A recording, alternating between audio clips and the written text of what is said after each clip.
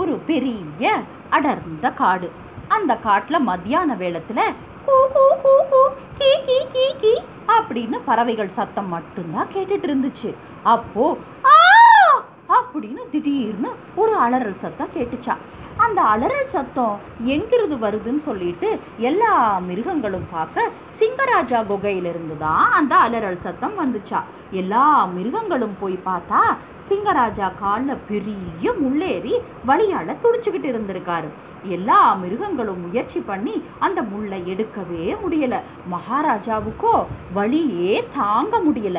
அப்போ ஒரு குட்டி குரல் கேக்குது, மகாராஜா நான் வேணும்னா முயற்சி பண்ணட்டுமா அப்படின்னு ஒரு குட்டி முயல் கேக்குது.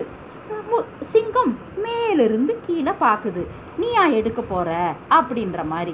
மகாராஜா யாரையும் உருவத்தை பார்த்து எடை போடாதீங்க அப்படின்னு சொல்லிட்டு இது மகாராஜா கிட்ட ஒரு விடுகதையை கேட்டு, தட்டானுக்கு சட்டை போட்டால் குட்டி பையன் கட்டையால் அடிப்பாள், அவன் யார் அப்படின்னு கேட்டு அவரோட கவனத்தை திசை திருப்பிட்டு இது என்ன பண்ணுச்சா, படால்னு முள்ள எடுத்துருச்சா.